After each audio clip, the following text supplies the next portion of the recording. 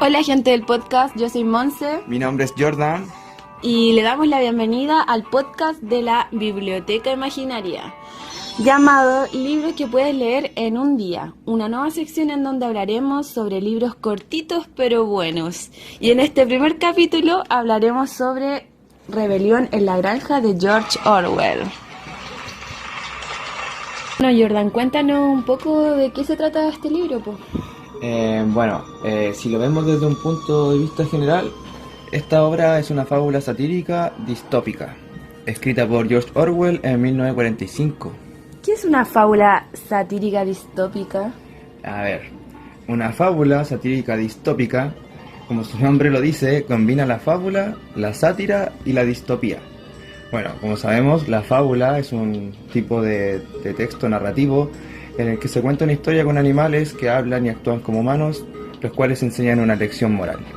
Por otra parte, tenemos la sátira, que es un género literario en el que se critican las formas de comportarse, y también se utiliza humor e ironía para criticar y exponer defectos o vicios sociales y políticos. Mientras que la distopía es un subgénero de la literatura de ciencia ficción, la cual representa una sociedad imaginaria, opresiva y deshumanizada, que muestra un futuro negativo y aterrador. Estos tres elementos se combinan en esta obra y exponen a figuras y eventos históricos presentando una visión distópica del futuro de la sociedad. Ah, ya, ahí me queda un poco más claro. Muchas gracias por la aclaración. Bueno, antes de comenzar a hablar sobre el libro en sí, me gustaría comentarle un poco sobre la vida del autor porque creo que es fundamental para poder entender las motivaciones de esta obra.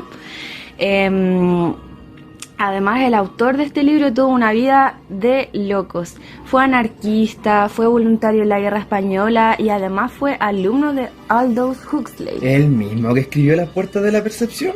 El mismísimo. ¿Conoces esa obra? Pero por supuesto, ¿cómo no? Es un libro muy famoso. Y además me gusta The Doors, esa banda de rock. No sé si la conoces. Sí, sí la conozco. Bueno, según estuve investigando, los integrantes habrían puesto ese nombre en honor al libro de Huxley. Ah, mira, qué interesante.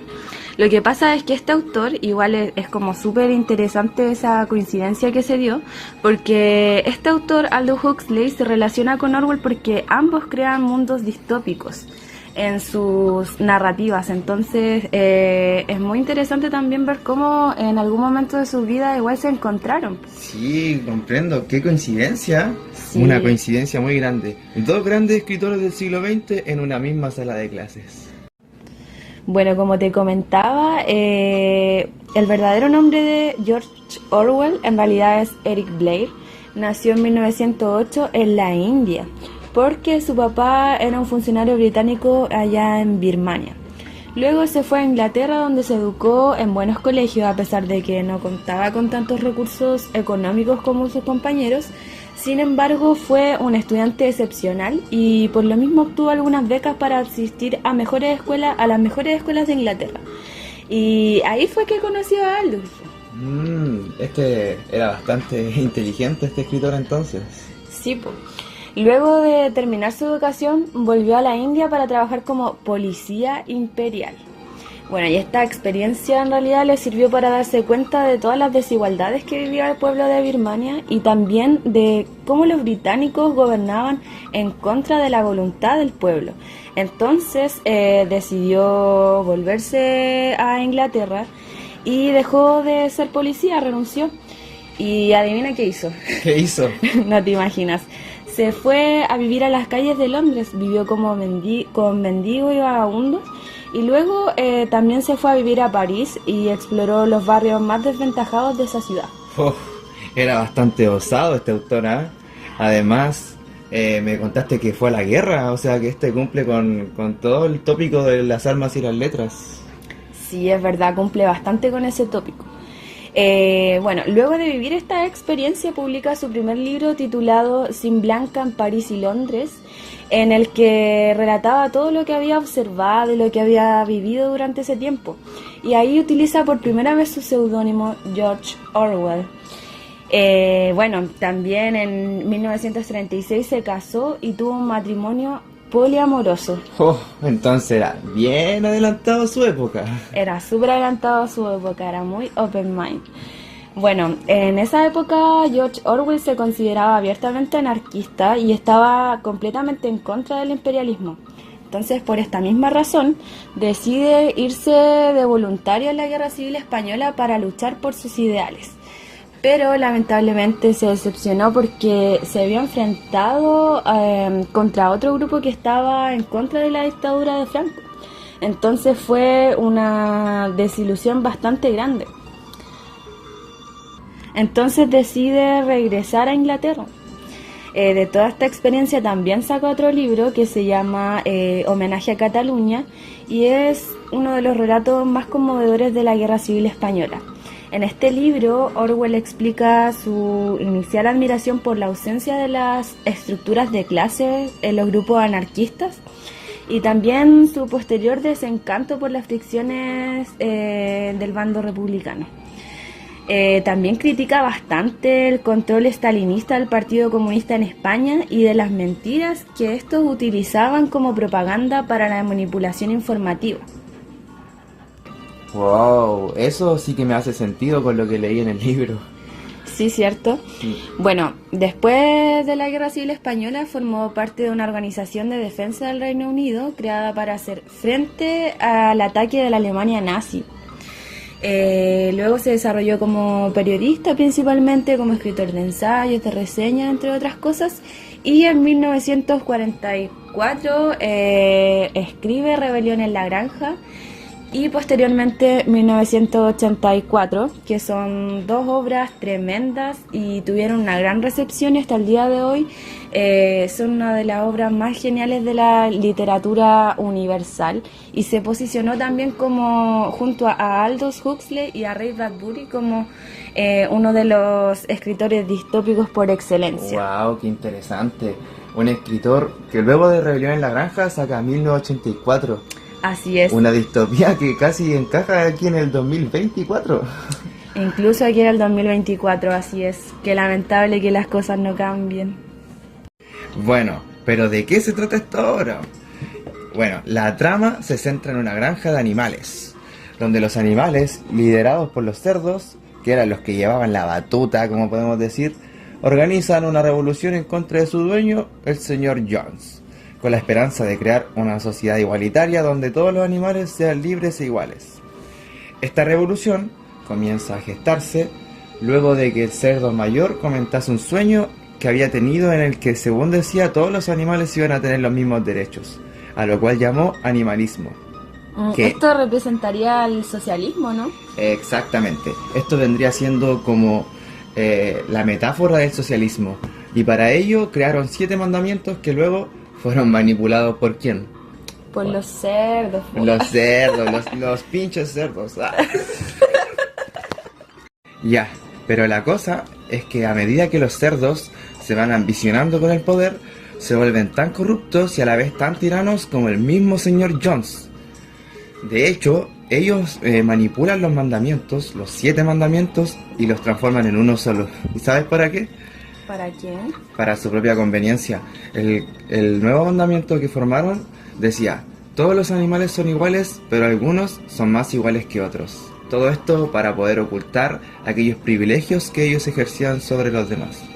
Igual cabe mencionar de que los cerdos, como son los animales que tienen más inteligencia dentro de la granja, se aprovecharon de esto para poder manipular y para poder controlar a los otros animales. Por eso eran quienes podían cambiar los mandamientos y lamentablemente los utilizaron para su propia conveniencia, igual como los humanos.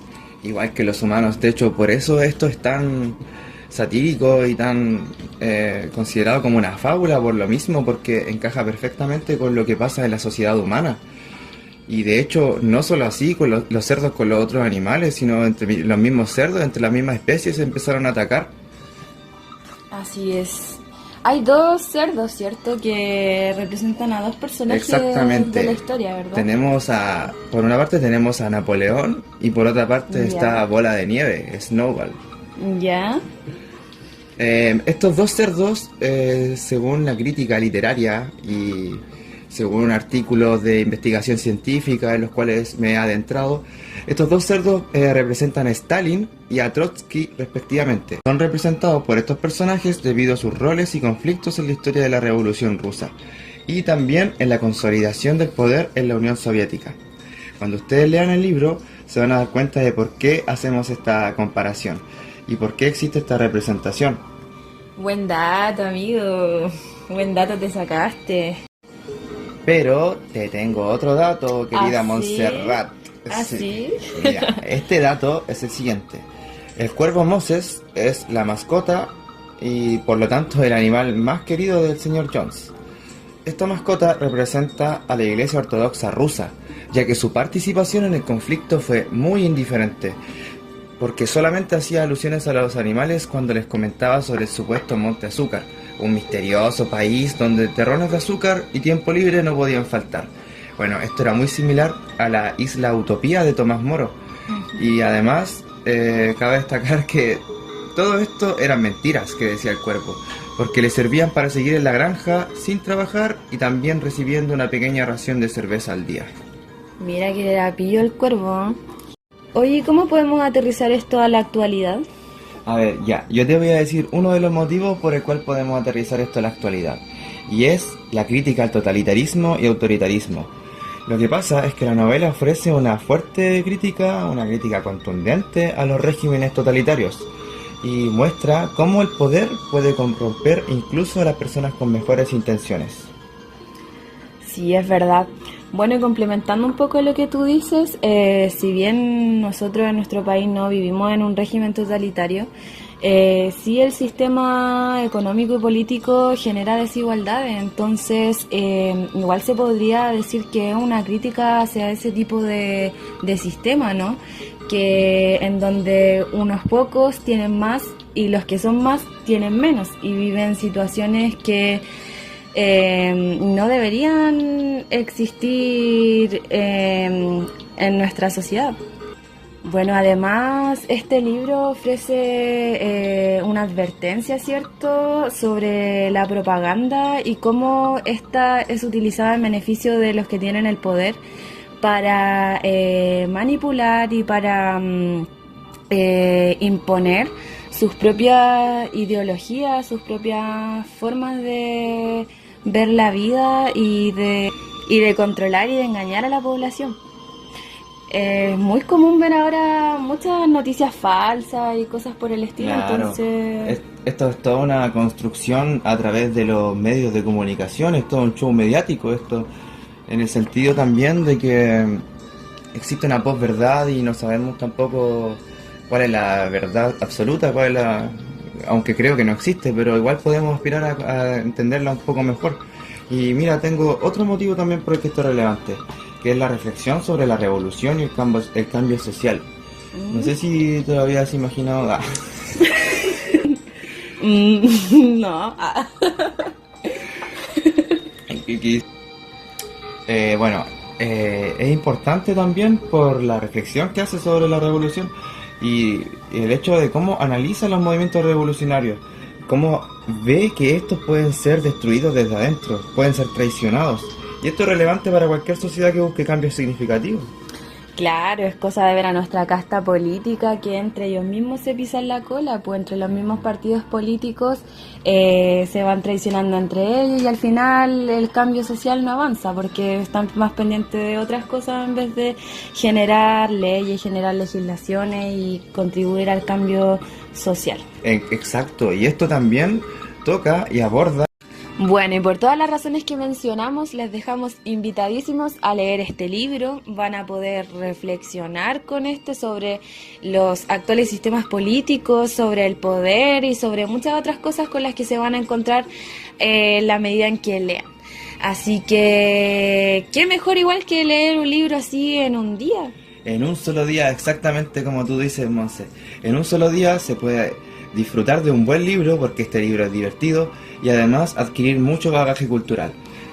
Así que les dejamos invitados a que comenten sus opiniones y reflexiones sobre el libro y para que podamos generar un diálogo entre todos. Y bueno, hemos llegado al final de nuestro capítulo del día de hoy.